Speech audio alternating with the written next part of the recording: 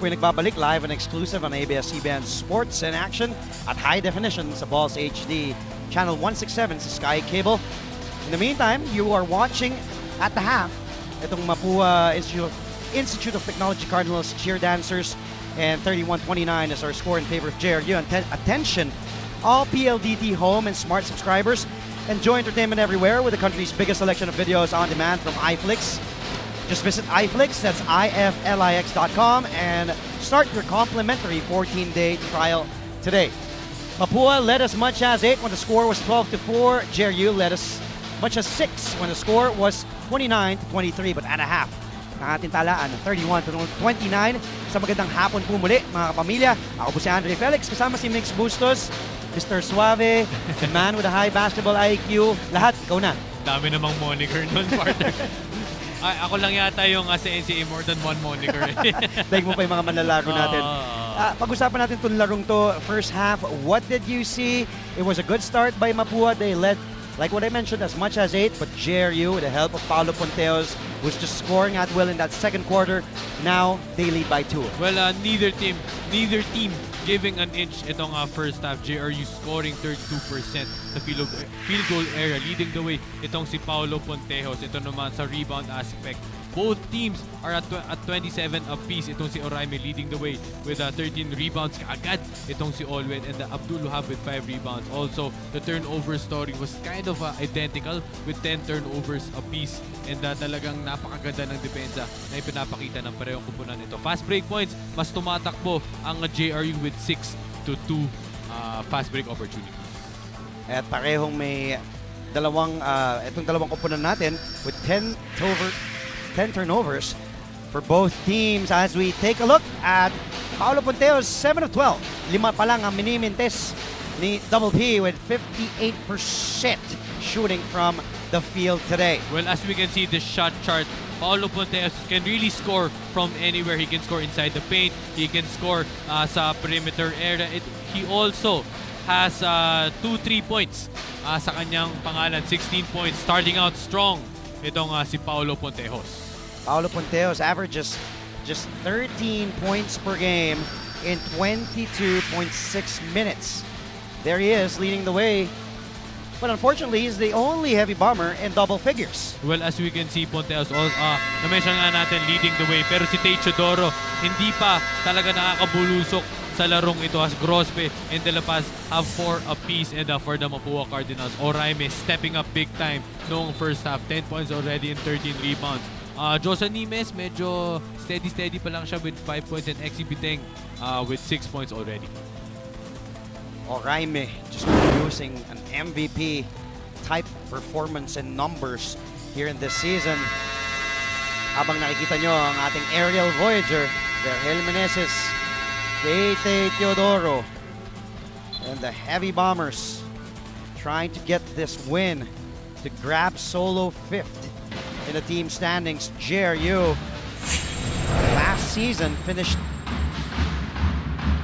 number 3 in the Final Four, 12 wins, 6 losses under 4th-year head coach Vergel Meneses.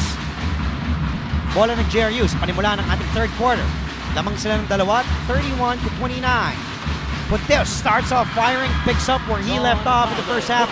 He now has 18. Hindi talaga nagsayang ng oras itong si Techodoro. Siguro mainit pa ang kanyang mga kamay. Kaya ang first shot attempt niya ay pasok. Ponteos, that is. Yes. Si Teodoro, partner. It's okay. Menina off to Aguirre. The jumper. Wala. And there's Oraime. That is what he does really. Itong ginagawa talaga ni Oraime for the Cardinals. Menina has all day to shoot. Yes! Baka sa 3. Unang 3 puntos ni Menina today. Agad niya sinagot ni Menina itong first points ni Ponteos. Ponteos, the runner. In and out. Para kay Paulo Ponteos. He is human after all. Aguirre. That pass by Menina. The ball's back to Menina. They swing it over. And a 3, no go para kay Biteng. Balik kay Menina. Pinag-isipan. Napunta kay Biteng. That one-hander is good. Para kay Exi Biteng. Para sa 8 puntos na ni Biteng today. Wala ang kagandahan sa kupunan ni Coach Atoy ko. Marami siyang maaasahan on the offensive end. And they're the #1 scoring team sa NCAA ngayon. And of course, Biteng and Menina starting off strong. So it's Aguirre, Oraime, Biteng, Shane Menina, and Mark Branya, the 5 on the floor para kay Coach Atoy Ko, as Abdel Putucci scoring his first 2 points on that sequence. Well, I believe para sa JRU Heavy Bombers, para magkaroon pa sila ng stability on the offensive end, kailangan gumawa nitong si Abdel Putucci dahil syempre we're used to, Ponteos and Chodoro really scoring, pero it would be a big difference kung talagang magbigay ng puntos itong si Abdel. And Abdel can do that. He has shown shades of his offensive performance and output. Pero yun nga, then again, babalikan natin yung stability and consistency ng mga foreign big men ng JRU. Agaw doon ni Shane Menina. Menina, the spin on De La Paz. And De La Paz was grabbing and holding on to Shane Menina. Kaya tinawagan siya ng foul ni referee number 13, Carl Marcinez. Panoorin natin si Paulo Ponteos para sa kanyang 18 puntos na yun sa Master Guapo move of the quarter. Watch out for more Guapo moves powered by Master Secreto ng mga Guapo. Guwapong-guwapo talaga yung tira ni Ponteos because an art, it's also an art form, that one dribble jump shot, hindi lang tayo pwedeng masanay sa catch and shoot. Siyempre, as a guard, kailangan mo masanay to shoot those jump shots off the dribble, off the tension, of tight defenses. And clearly, Ponteos is showing that all throughout the game. Kaya nga, may 18 puntos na siya, pero kailangan din ng katulong ni Paulo Ponteos sa larong ito. Nasabi nga, ni kasamang Boom Labrus kay naantay ni Coach Vergel daw pumutok si Ponteos because he had a 40-point output in the preseason. Well, shades of that, siguro pinakamalapit na doon ang kanyang 32 points nung kalaban ng Arellano Chiefs. Of course, with that big win. JP Nieles on your screens. Ibabalik si Coach Atoy Ko. Lalabas muna si Shane Menina ni Coach Atoy Ko, Fortune Cookie, trying to get this win also. Grab solo 5. So parehong may win-loss record itong JRU Heavy Bombers and Mapua Cardinals. 6 wins and 5 losses for both squads. Nimes was fouled. That's why he is at the line and he gets that free throw to go. Well, it's a really big blow. Ito nga si Gio Lasqueti, one of the better defenders para kay Coach Vergel. 3 foul na siya itong larong ito. So, for Coach Vergel, it's up to him kung itusugal ba na itong si Gio o hindi. Actually, nandiyan pa rin si Lasqueti na minamama. Ito si Josan Nimes. He has to be careful with his 3 personal fouls. We were talking about Paulo Ponteos. Why not talk to his mom? Siege is with Paulo Ponteos' mom right now. Yes, kasama ko si Mom and Johnny. Mommy, this has been a great season for Paulo. Gaano po kayo ka-proud at paano kayo nagpapakita ng suporta? Gaano po kayo ka-proud at paano po kayo nagpapakita ng suporta? Siyempre, parating naka-advise. Nagte-text ako from time to time. Sinasabi ko sa kanya na matulog siya on time. Wag munang labas ng labas. Ganon. Pagka, lalo na before game, magkasama kami natutulog para nag-guide ko siya talaga. Nay, siyempre, nabanggit nga magkasama kayo matulog before the game. Kita-kita nyo yung softer side nitong si Paulo. Paano po ba siya manlambing sa inyo bilang anak? Loving siya pero hindi siya showy. One time, magkasama kami natutulog. Then, sumumpong yung pamamanhit, lack of vitamin B. Ayun, tapos biglang nagising siya. Tapos, ayun, minamassage niya yung kamay ko. Ang sweet naman po. Tignan natin kung magiging good game ito para sa iyong napaka-sweet na anak. Balik tayo sa inyo, Dre. Thank you, Siege, and thank you sa mama ni Paulo Ponteos. Nakakatuwa ng mama's boy din talaga pala to si Paulo. Of course, tubong Laguna yan. He was teammates with Dave Sanchez and Jonathan Gray in high school sa CSA Binyan, Laguna. At alam mo ba, partner to si Paulo, marunong din kumanta yan. Singer pala itong, siguro magaling itong mga harana, no? Kaya nga siguro nakakuha niya at girlfriend niya, anak ni Coach Ferel Meneses. Siguro magaling din siya mag-gitara, di ba? Pakainarana niya. Agad natin malaman kay Coach Ferel. In the meantime, this is our strong move of the game brought to you by PLDT Home DSL, the #1 home broadband. Sinimulan mo yun, ha? Panindigan natin. Napasok mo ba yan, partner? Almost 4 minutes gone by here. The third, maraming salamat kung nakikisali kayo sa aming usapan. To Juan. At iyan ang emotional si Coach Atoy ko. We have seen a lot of sides of Coach Atoy. A lot of his facial expressions. A lot of his antics. Different kinds, to be exact. As we take a look at a call where he didn't agree upon. Well, if I'm a player of a Coach Atoy, kung saan man yan, whether in high school, college, or the pros, you must like it. Kasi syempre, talagang pinaglalaban niya yung kanyang mga players. Of course, syempre, marami tayong disagreements with the officials. But you can see that, he will back you up for whatever it is. And kung ano man yung mga nakita niyang mistakes sa game na to, I'm sure he will make sure na i-correct nila yun during practice.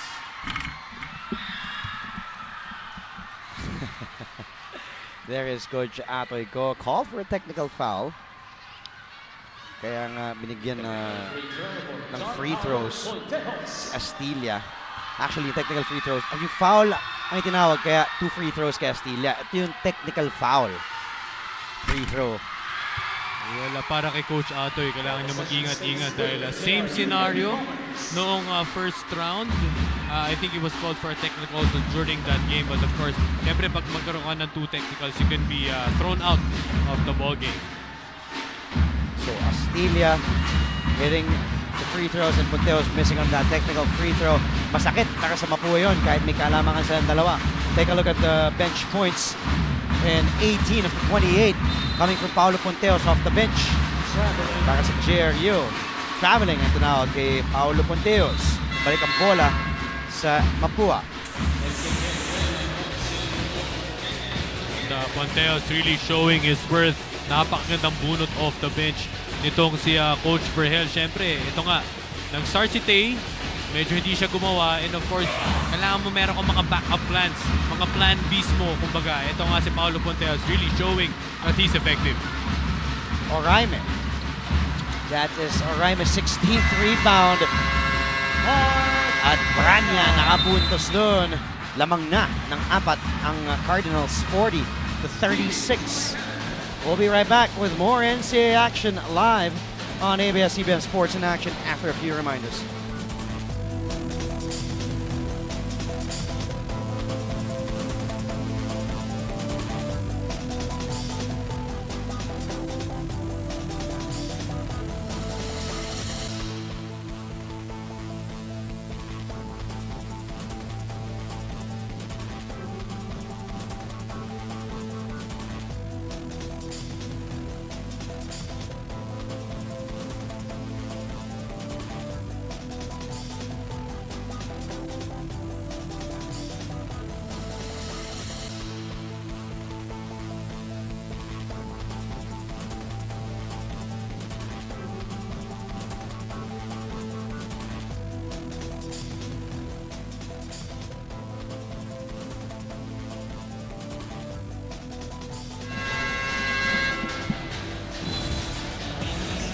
Control the boards, check.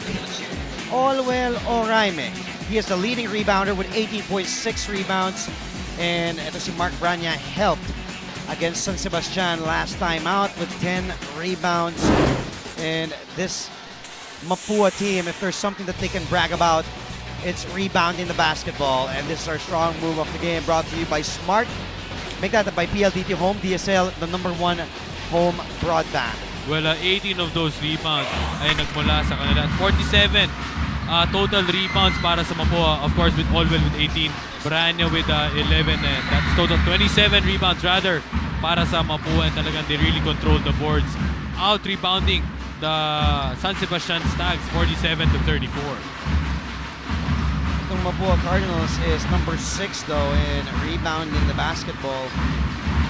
At ito namang JRU is number 5. Actually, magkasunod na yung dalawang yan sa rebounding department. Mark Branya scoring there, extending this Mapua lead to 6. Balik ang bola din sa JRU. De La Paz using the Abdul Wahab pick. De La Paz finds Abdul Wahab to kick out. Dave Sanchez. Sanchez The jumper is good for Dave Sanchez. Well, a good step in and step back by Dave Sanchez, closing the lead to 4 points. Branya. Last touch by Mark. Ball goes back to JRU. Fast play of the game brought to you by PLDT Home DSL, the #1 home broadband. Mark Branya inside. There was nothing that Abdul Wahab could do, but just look at him and let him go with that easy two, because Abdul Razak now cannot contest. He also has, I believe, oh no, I thought he has 3 personal fouls. Actually, isa pa lang ang personal foul ni Abdul Wahab. Rospe is back in the game for JRU, and Astilla brings out, Coach Verhel brings out Astilla. Yes, Mings. Well, a good sign for Coach Verhel. 1 foul pa lamang. Ito nga si Abdul Wahab and Gio Lasqueti, siya pa lang ang foul troubles dito sa larong ito with 3 fouls. And of course, during the end game, marami ka maaasahan to tighten up the defenses, especially on the Olwell Oraime down low in the post. Personal foul ang itinawag kay Exi Biteng. Pangalawang personal ni Biteng. Pangalawang team foul ng Cardinals here in the third. Binalik na rin ni Coach Atoy ko si Isit. That Teodoro miss goes to Oraime's hands. Oraime now has 18 rebounds. Well, still struggling ito si Teodoro. Wala pang naitatalang puntos. Katulad noong laro, noong kalaban nila ang Red Lions, pero hindi pa naman tapos ang laro. Makita pa natin ito nga si Teodoro, baka posibleng bumulusok and to make a run para sa JRU. It's nice to see CJ Isit scoring his first 2 points after suffering that gruesome injury that is to his right elbow. And now there was his first 2 points. Welcome back, CJ Isit. Go Cardinals! Let's take the 3rd straight win. Viva Mapua! Sabi niya ni Carl. Masyado malakas na tira ni De La Paz from the corner. Munti ka na maagaw ni De La Paz. At yun, naagaw na nga ni Jordan. Jordan falling down to the floor and a holding foul. Tatawag kay Exi Biteng. Parang pulling off the chair trick itong ginawa ni Exi Biteng. Actually, well, turnover, costly turnover by Olwell Oraime. And Jordan De La Paz gets that foul in. Sa magandang hapon sa Claro family, Noel, Kuya Jack, and Mr. Claro, the whole Claro family all the way from Naga City in Camarines Sur. Support sa kapatid. Maraming salamat. Thank you, brother. Ball is with JRU. 16 on their 24. Sanchez asking for that Abdul Wahab pick. Sanchez using the glass, and Dave Sanchez goes for 6 point today. Isit wisely hitting Abdul Wahab. Last touch ni Abdul Wahab kaya ang bola para pa rin sa Mapua, kinatuwa ng Mapua faithful. Well, yun miscommunication there by Abdul Wahab and Teodoro. Buti na lang hindi nakascore doon off the inbound ang Mapua Cardinals. But also, a rule of the defenses, especially na full court presses, you must always have a vision of your man dahil hindi ka pwedeng mabacktouran dahil isang mabilis na pasa lang doon. Nandun na, so always stay within the ball and the man. All that Jordan De La Paz can do is commit his 3rd personal foul, 3rd team foul of the Heavy Bombers.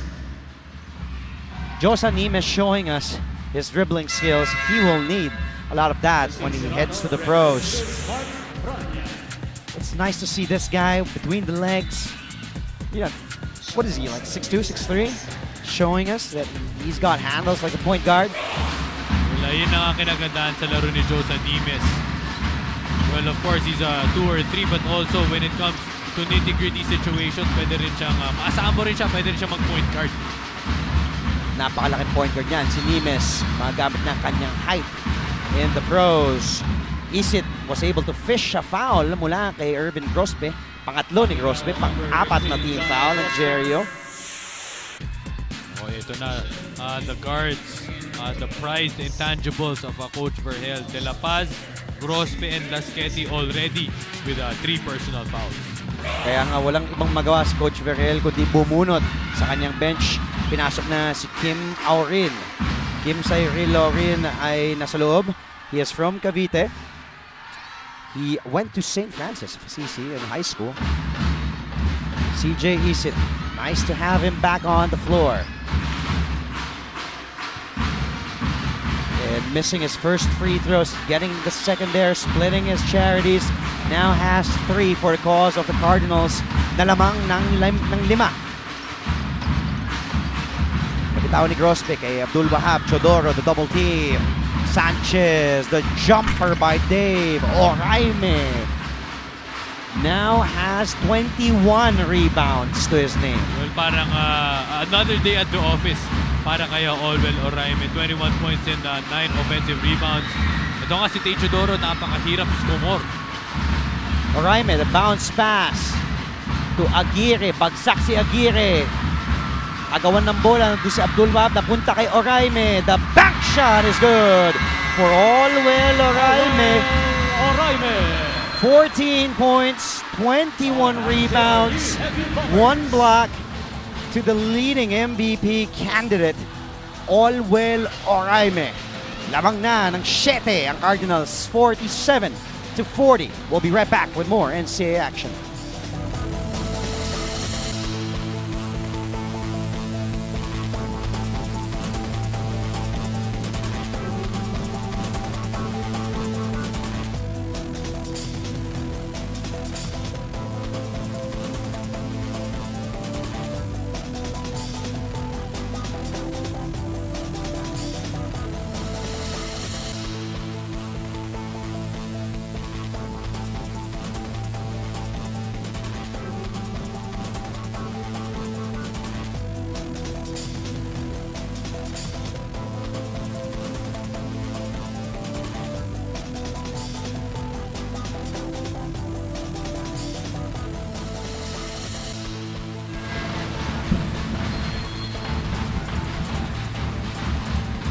Once you're on cam, all you have to do is... Smile! Pero wala makatalo sa smile ng partner ko dito. Huwag mo na akong bulahin. Tama na yung mga pambabola mo. Ano yung tawag sa'yo ni Boom? The man with a... Ha? Big Sir Suave tawag sa akin. Meron pa, di ba? Ano ba? The Voice? Ano yun? Pinakamagandang boses. Yun, pinakamagandang boses. Chodoro, umikot. Wala si Tete on that try after a timeout. CJ Isit, the lob to Oraime. Sanchez, now on the break. Dave finds a streaking hour in. But a referee had to separate CJ Isit and Dave Sanchez. Dexter C saw a little... Well, Dre, good job by the referees. Talagang kinontrol nila ang potential na yun as a CJ Isit. Medyo hinawakan niya at dinakman niya si Dave Sanchez doon. But a good job by the referees. Controlling it, yes. Controlling it right away. Of course, we don't want to see any physical, altercation sa mangyari sa larong ito. Patayang butike sa tira ni Aurin doon. It was good for Dexter C to go in the middle of CJ Isit and Kim Aurin. Play continues. Sanchez, the step back. He loves doing that, but to no avail on that try. Nimes, may tanang ng bola. Napunta kay Oraime. Oraime, sinubo na lang ang bola doon. May 16 puntos na si Oraime ngayon. Wala, kanina pa nahutakan itong si Oraime, si Abdul Wahab. So much backdoor plays. Abdul Wahab has to do a better job locating his man. Siyempre, Oraime can really make it from anywhere. Sanchez, no from the outside. An offensive rebound for the Heavy Bombers. So a rebooted 14 seconds on their shot clock. Sanchez using that pick. The kick out. And Crosby has all day to shoot. Wala nga lang. Napunta ulit kay Oraime. And Oraime now has 22 boards to his name. Parang usual lang no, Dre? Parang ginagawa lang, no? Napakadali ng basketball para kay Oraime. He's averaging close to 19 rebounds. Pangklase si Oraime. Parang kinukuha lang yung bola talaga. Another offensive rebound but not from Oraime that time. And the game clock shows 11. Nimes from the outside. No. Shot clock was winding down there. Patay na ang shot clock. Aurin, nahanap si Chodoro. Chodoro, could it be? And there it is. Tete Chodoro's first 2 points of this game. Coming here the third, the bailing na lang si Tete. At tingnan natin ating Kopiko 78 best recharge moment. Brought to you by Copico 78, Copico's best latte ever. Leading as much as 9. Mapua when the score was 49-40. JRU stopped the bleeding. Naibaba ang kalamangan sa 7 at the end of our third quarter. Nimes inside there to Mark Branya, and then all they do is give it to that man, Olwell Oraime. But Tete Chodora at the end of the third, finally getting his 2 points. Could it be a good start for Tete heading to our fourth? We'll see. We'll take a quick break. Fourth and final quarter coming up after the break.